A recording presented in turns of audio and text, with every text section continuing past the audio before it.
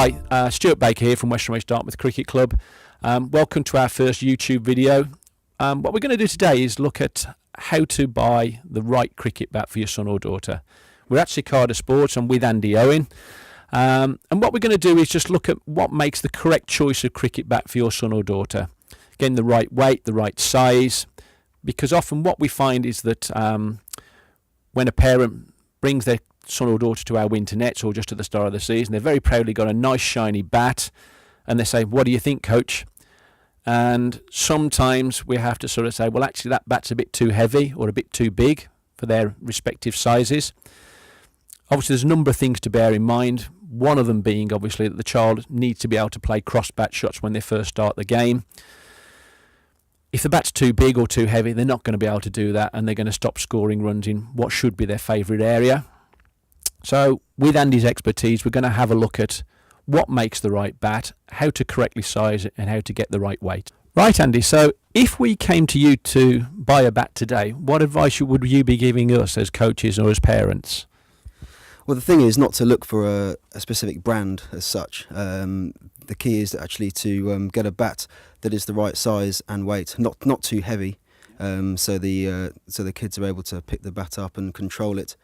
If the bat is going to be too heavy, the junior will struggle to pick it up and play his shots, and obviously will lose confidence in the game. So it is crucial that you do choose the right size and the right weight. So essentially what you're saying is it's not all down to the brand. It's obviously very tempting to be sucked in by a major brand, isn't it? I mean, we've got an array of bats in here today at Cicada, and I guess as a parent who doesn't know the game, they might have seen one of their own personal heroes using a particular brand.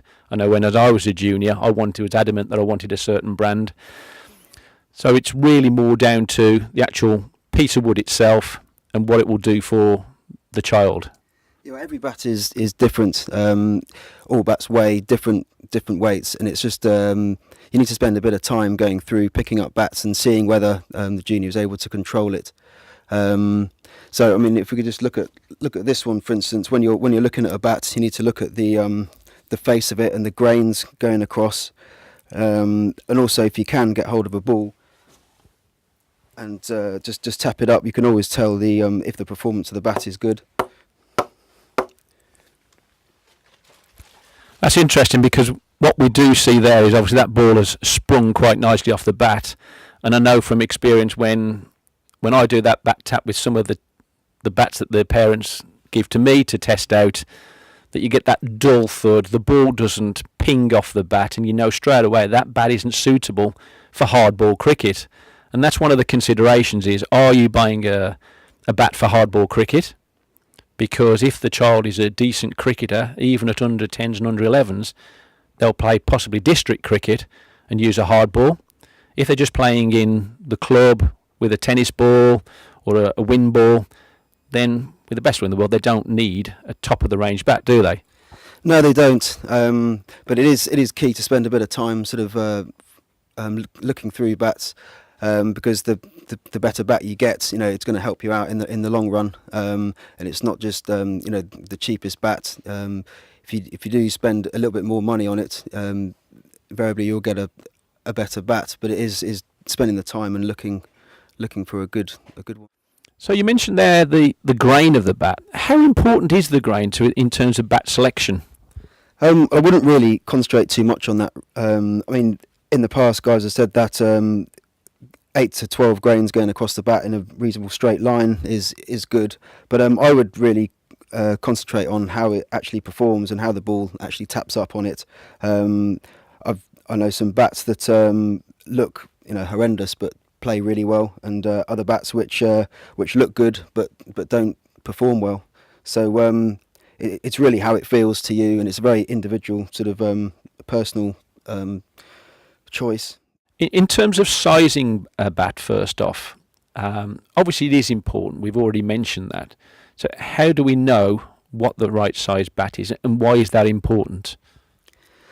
Well, to get a bat that is the right size means that the kids will learn sort of the technique of playing their shots better. If they use a bigger bat and heavy bat that they can't control, then they'll lose their technique. Okay, so in terms of, again, coming back into the Cicada Sports premises, what is the guide then to make sure that we do get the right size bat for a little under 10? He's got his first ever bat, he's really excited, and he wants a big bat like Chris Gale, for example, or Joe Root. What should he be looking for? What should the parent be looking for to make sure that that child doesn't get a bat that's way too big for them? How big should that bat actually be? Well, the size of the bat should come up to the pocket, around the pocket of the trouser. Right, so sort of to finally focus in on what I probably think is the most important thing with junior bats is the weight of it. Nowadays you see the adults, the pros using big chunky bats with lots of meat in them that they're able to clear the ropes with. And obviously that's what the juniors fixate on. They want a big chunky bat like the adults. How do we make sure that the junior doesn't pick up too heavy a bat for themselves? Well, there are various ways of testing this, but one of the main ones is getting the junior to hold the bat with his top hand and hold it out and just see whether he can control it with the one hand. Why is it important then, Andy, that they can actually get the bat into that horizontal position? Well, it is important because they're able to control the bat and play horizontal shots and play all the shots around the wicket. So they're able to control it and bat for a long time and not feel as though the bat is getting too heavy for them. Yeah, as coaches, we do find that the pull shot is the most natural shot for them to play when they're young. They want to play bottom hand shots.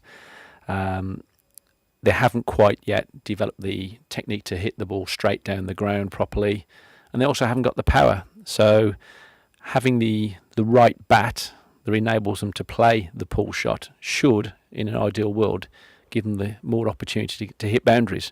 And that's what it's about at that age, isn't it? Having some fun, hitting some boundaries, and obviously that can be dictated by the right choice of bat.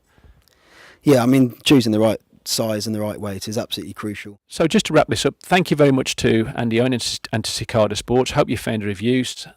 We will be doing some more YouTube videos. Our next YouTube will be about Cricket Force Weekend. That's coming up in the next couple of weeks, so watch out for our next YouTube video. Thank you. Special thanks to Cicada Sports for making this video possible. Cicada Sports is a specialist cricket store and our club sponsor. If you want to check them out, you can find all of their information in the description of this video, along with a link to their website.